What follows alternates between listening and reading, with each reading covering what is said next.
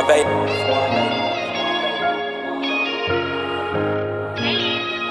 back.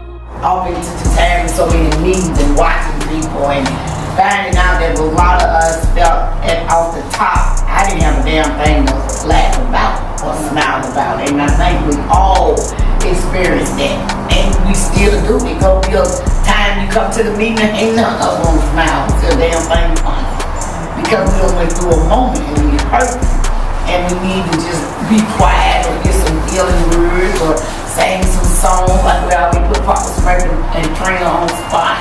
And don't mean they got away with it just because I ain't asked yet. I got so dope.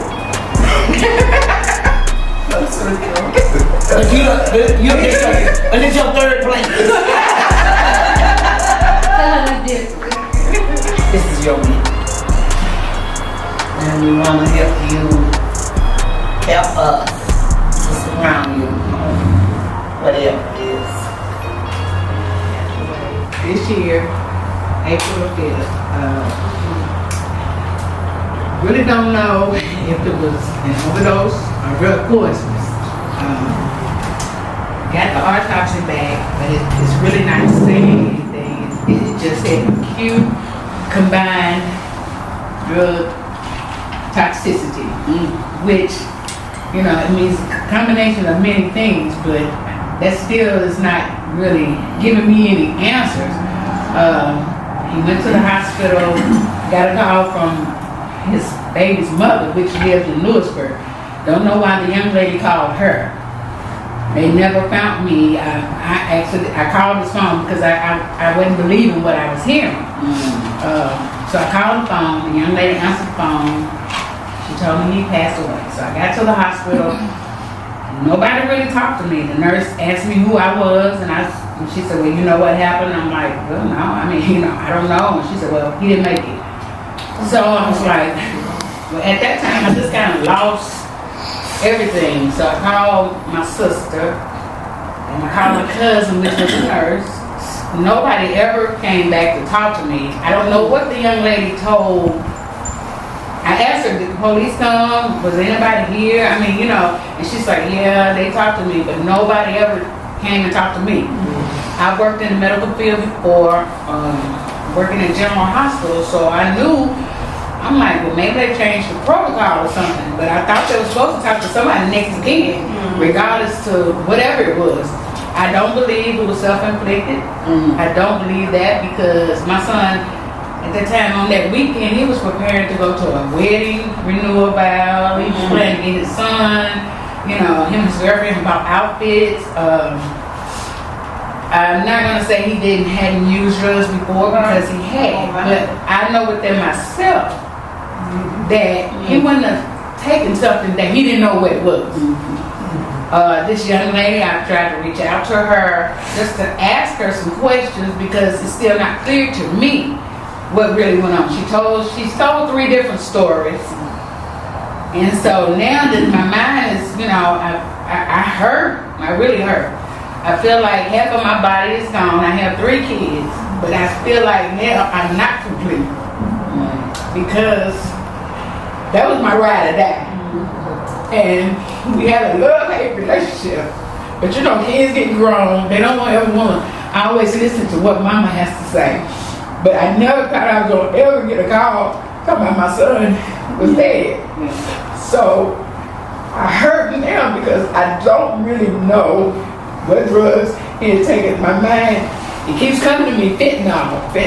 But I know my son, he would have never taken fentanyl because he knows about what's out there now and everything. And so he called himself, you know, trying to get on his feet to pay his rent because I was complaining about I can't keep helping you all the time. And so he took that route. He was going to make this money some kind of way. Whatever happened, it happened. A couple of people I've talked to, you know, they said, well, he was fine. When he left us, he was fine. You know, and I'm hearing all this, and I'm thinking, well, I know my son was trying to take life. I don't understand. You know, and then it came to me, well, nobody talked to me. Nobody told me anything. And then I get the autopsy report back. Well, I ordered it. So I can know what drugs was in the system because I want to know what drugs was in the system because I know they big on this fentanyl thing. And, you know, I know my son, he knew about fentanyl. He watched the news. He, you know, he's been in the streets before. He's been locked up, so he knew this. So it's like, you know, Lord, give me something. Because I know my son better than that. I know my child. And, you know, he wouldn't have done this to himself. This, like I said, it was a young lady with him that nobody really knows. I don't know who she really is. I kind of Googled her name. I know she was from Memphis. That's all I know. He met her where he worked at a hotel. And that's all I really know. I don't know anything else. And so it just hurts because I thought I was alone at the time. You know, because you got friends. They listen to that family, but if they've never been through it, they don't know how you feel. And it hurts when people say, well, you know, he's grown. Yeah, he was grown. We don't make our choices, but I know my son would have made a choice like that. So I feel like it was some foul play. Can't prove it because no, the police officers never talked to me. Never said a word. Never said anything. My sister took it upon herself to get the police report, which it says that when they got there, they administered, well, they said he was laying on the floor, not breathing, unresponsive. This young lady had told the nurse at the hospital that she started CPR. The report said wasn't no CPR started because nobody knew how to do CPR. So what hurts me now is that how long did my son lay here before you decided to call 911? Before anything. So when my sister, the day of, my sister, I said, go to the house to see how he's look, you know, see if he got any drugs around, you know, just whatever. They went, couldn't find anything. No drugs. He had a gun, no drugs, no money, nothing. And then all of a sudden this lady just vanishes out of just thin air. I didn't think that they'd tell her to stay with me till some of my family got there, so maybe they would be kind of aware and kind of talk to her. It just didn't dawn on me. I just told her that she gave me his belongings. The police didn't even have anything. I talked to Tanya Jacobs. She kind of told me what happened to her son and explained everything to me. She said, first of all, somebody should have talked to you from the hospital. I don't even know what they diagnosed it as. I don't know. The lady told me that, the young lady told me that he was foaming at the mouth. She looked down, he was on the floor, he was foaming at the mouth and nose. Well, when my sister got the report, it doesn't say anything about foaming at the mouth. It doesn't say anything about foaming at the nose or anything. So now I'm just in limbo about what has happened to my son. How long did he lay here before you decided? Or, you know, I'm not saying she did something. I don't know who did anything, but I know my son didn't do this to himself. He loved himself. My son was murdered by a gun. My child was murdered by suicide. Your child was murdered by fentanyl. A murder is a murder, number one. But my thing is, all of our kids are gone, and we are mothers that have lost our kids, whether it was a car wreck, or abortion or any of that. So I don't want to make that a different. Well, I'm not in Look, I'm not. Let me finish. When I started this program, like I told you, I did say I didn't understand why they chose to shoot my son.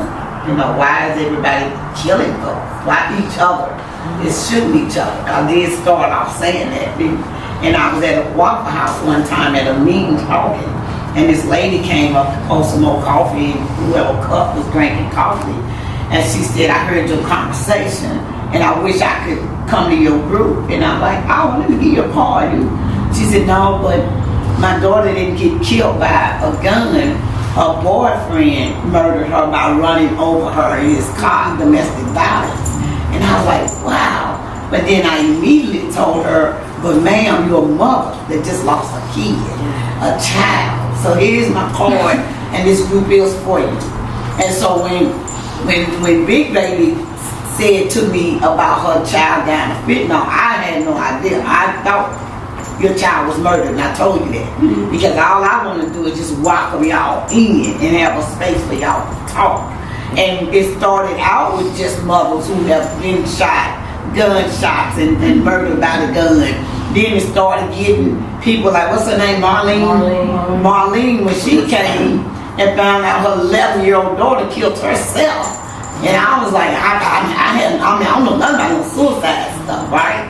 And but she needed somewhere to talk and vent about her daughter, and I was like, but you still a mother that lost a kid. And so when I heard her say it, and then you called and said, because I started asking about fentanyl. I didn't know nothing about it there, but I know it's time to start talking about it. So Desiree had found a young lady. Now, who started us with this? Tanya.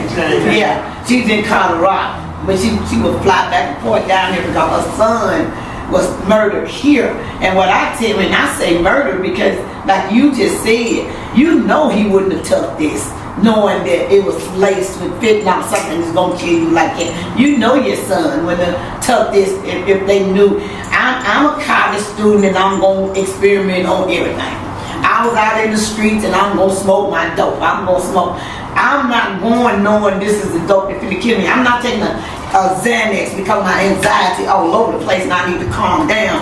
I'm taking that Xanax to calm down, not knowing it's laced with fentanyl and it's gonna kill me. So you murdered me because you knew that fentanyl was on there. And that's what I was saying to you, Big Baby, that how you feel about talking about that, because we can't keep letting them think this just happened over there. Thousands and thousands of our kids, black or white, Hispanic, are dying with this, and there's not enough talk about it. And so, okay, Father, I just praise you. I thank you for being allowed to experience the lives of these women who have suffered so much tragedy and hurt and pain, and yet, as Kathy said, so much joy at the end. We talk about the transformation we've seen in all of these women, some faster than others, and it touches my heart, and I'm just so privileged and blessed to be here with all of you. I ask you to bless all these women this week. Give them good days. Help them sleep at night. And remember the fun, happy things that their children did to enrich their lives. Amen.